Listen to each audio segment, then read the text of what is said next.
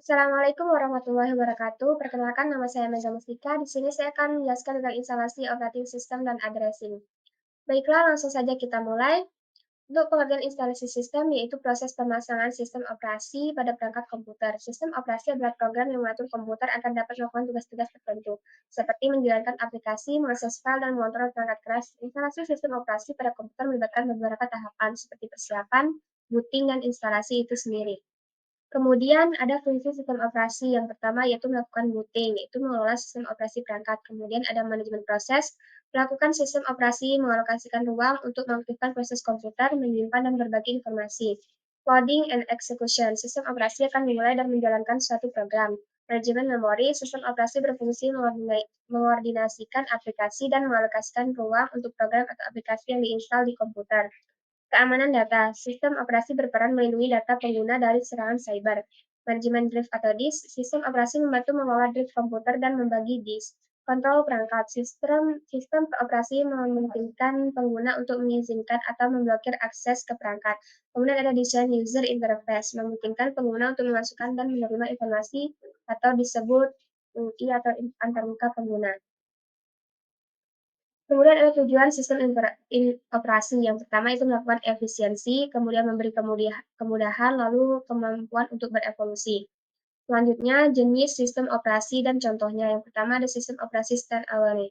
Sistem operasi ini adalah sistem operasi dengan fitur tertentu yang bisa digunakan untuk single atau multi-user. Contohnya, Microsoft Windows, Linux, dan macOS.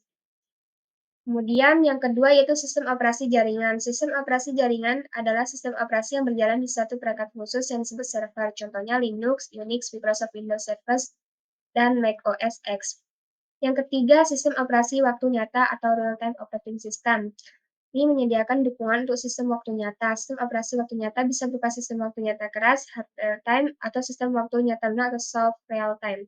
Yang keempat itu sistem operasi seluler. Sistem operasi seluler adalah jenis sistem berjalan secara eksklusif pada perangkat kecil, seperti smartphone maupun tablet. Sistem operasi seluler menggabungkan fitur komputer pribadi dengan fitur tambahan yang berguna untuk perangkat genggam. Contohnya Android, Apple, dan Microsoft Windows. Yang kelima, sistem operasi embedded. Ini ada sistem operasi embedded atau tertanam merupakan sistem operasi khusus yang dirancang untuk melakukan tugas tertentu untuk perangkat. Artinya sistem ini tidak berdiri sendiri. Contohnya, sistem operasi embedded yaitu Windows Mobile, Symbian, dan Linux. Yang keenam yaitu sistem operasi Live CD. Merupakan jenis sistem operasi yang bisa berjalan seluruhnya pada CD atau DVD tanpa perlu instalasi pada hard disk system. Contohnya Ubuntu, Slack, Mandriva Linux, Zorin OS. Kemudian ada proses instalasi sistem. Yang pertama yaitu siapkan komputer atau laptop. Yang kedua siapkan DVD instalasi sistem operasinya dan DVD driver. Hidupkan komputer atau laptop masuk ke menu BIOS atau reboot priority pada CD atau DVD room. Kemudian save and exit lalu komputer akan merestart. Kemudian press any key to continue. Lalu tampilan menu proses instalasi akan dimulai. Klik install now. Kemudian pada persetujuan instalasi centang agree and next untuk melanjutkan. Langkah terakhir yaitu install driver dari DVD driver yang tadi sudah disiapkan atau menggunakan software driver pack. Selanjutnya masuk ke addressing. Kemudian addressing itu pada jaringan komputer adalah proses memberikan alamat IP pada setiap perangkat komputer yang terhubung ke dalam jaringan. Alamat IP adalah identitas unik yang diberikan pada setiap komputer yang terhubung ke dalam jaringan. Addressing pada jaringan komputer melibatkan beberapa tahapan seperti konfigurasi alamat IP, konfigurasi default gateway, konfigurasi DNS server, konfigurasi firewall, dan teks koneksi jaringan. Hal ini dilakukan untuk memastikan bahwa perangkat komputer pada jaringan dapat berkomunikasi dengan baik dan dapat mengakses sumber daya jaringan yang ada. Kemudian fungsi IP address, yaitu nomor rumah yang berfungsi untuk memastikan bahwa paket data dikirim ke rumah atau perangkat yang tepat. Dengan kata lain, fungsi IP address adalah sebagai media komunikasi bagi suatu perangkat agar permintaan untuknya diarahkan ke tujuan yang tepat melalui jaringan. Cara kerja IP address yang pertama itu komputer terhubung ke router. Pertama, komputer terhubung ke router jaringan yang biasanya disediakan oleh penyedia layanan internet. Kemudian router akan berkomunikasi dengan server tempat website disimpan untuk mengakses file yang perlu dikirim kembali ke komputer Anda.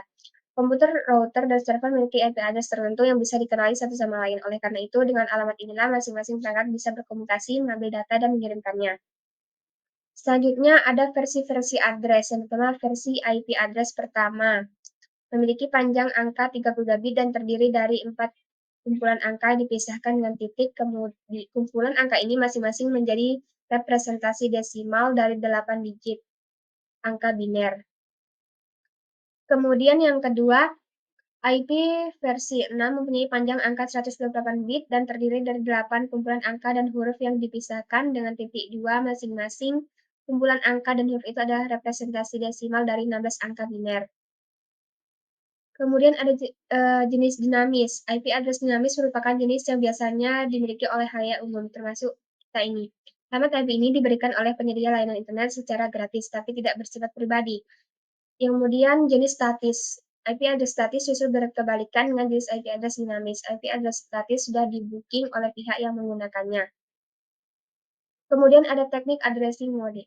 Yang pertama yaitu immediate operand. Pada immediate addressing ini mempunyai operand field dari address field yang akan dimasukkan ke akumulator.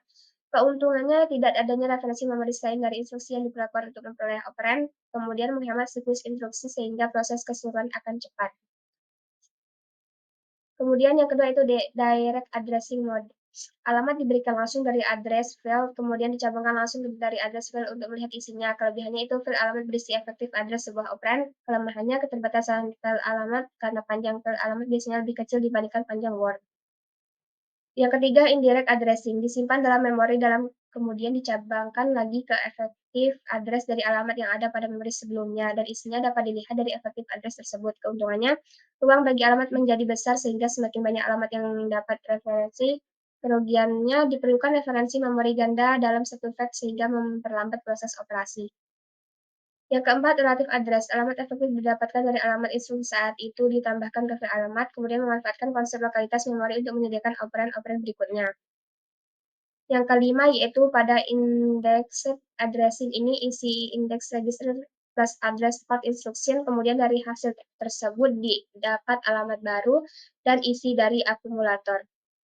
Sekian presentasi dari saya. Apabila ada salah kata, mohon dimaafkan. Wassalamualaikum warahmatullahi wabarakatuh.